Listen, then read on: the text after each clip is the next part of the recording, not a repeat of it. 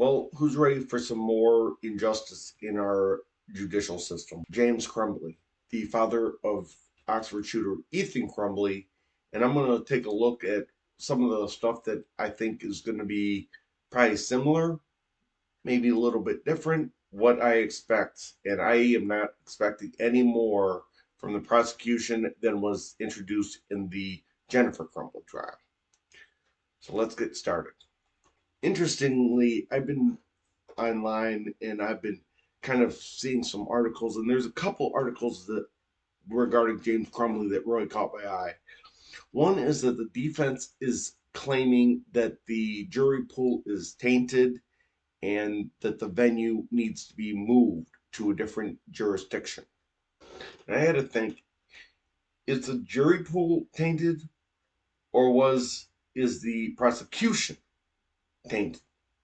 Now, the first thing that the jury is going to be told, obviously, when they are sworn in, is that they are to focus on the evidence and that they are to be presumed innocent. But let's be honest, all the jury is probably going to be focused on the defendant because how can you presume someone innocent and also at the same time presume that the prosecution is going to be legit?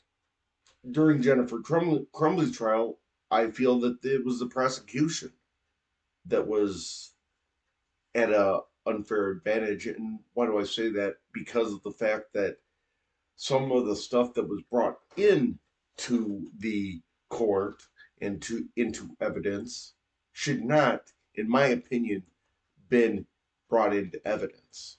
And during James Crumbley's trial, I can foresee that Ethan Crumbley's journal is going to make another guest appearance. And the detective is going to be called and read certain aspects of the journal that my parents are ignoring my mental problems. My parents are a mistake. Now, if I was on that jury, what is that telling me? That is telling me that that is Ethan's journal. Now, had the detective brought in Jennifer Crumbley's journal, that would have been a different story to me as a juror. Entries like, my son is really getting excited to kill many students at Oxford High School. My child is, Ethan is really looking forward to his gun. Ethan is looks like he's really struggling with mental problems, but I'm not going to do anything about it. There's also been some discussion that I've seen online is whether that Ethan Crumbley should be allowed or should testify because according to the defense and according to James Crumbley, he will not be able to get a fair trial unless Ethan comes to testify. Now, I'm going to try to look at this at both avenues.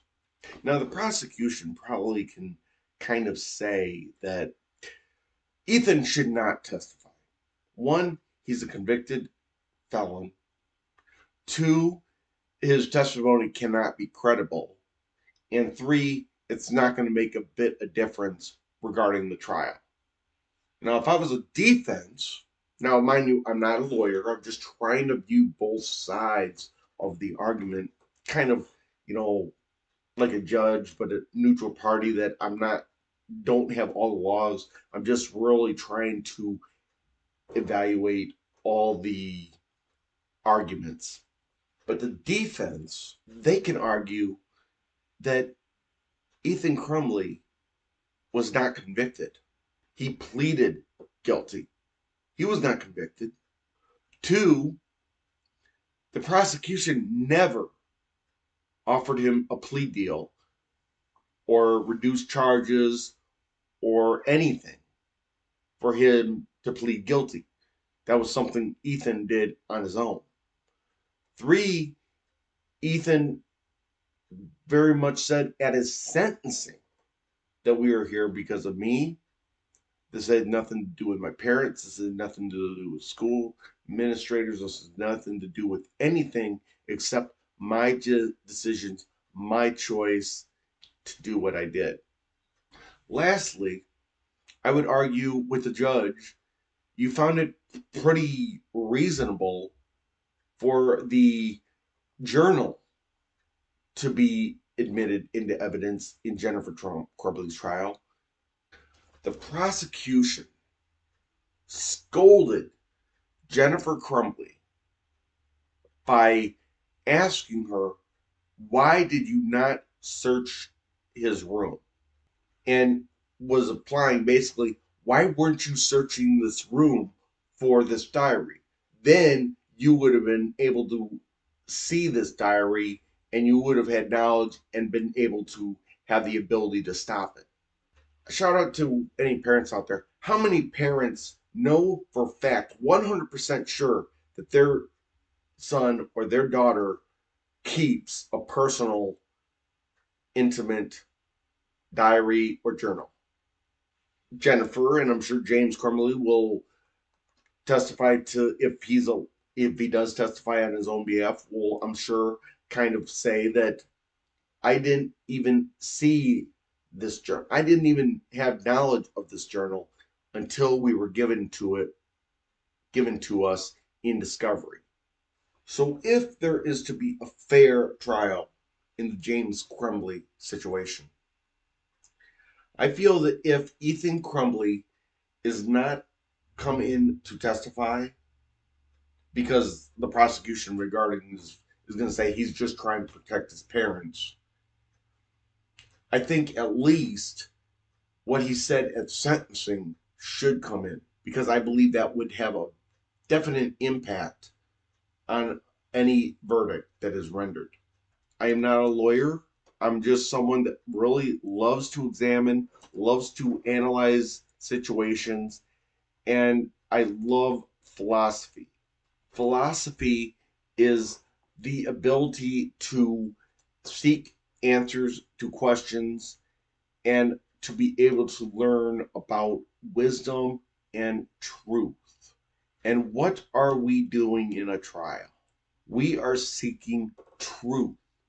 We are seeking not basically what happened, but if the state's allegations against the defendant are true based on the evidence, I would say presented and not presented, because they presented no evidence in Jennifer Crumbley's trial, and I'm probably assuming that they're not going to present any evidence in James' trial, that they knew about the journal. The only piece of incriminating evidence that I saw linking them to as far as negligence for the Oxford shooting, the picture that they admitted into evidence that the teachers saw Ethan Crumbley drawing, alerted the superintendent. The superintendent, I believe, sent some type of a picture to Jennifer Crumbley's phone. They came in for a meeting. They discussed what would be the proper course of action.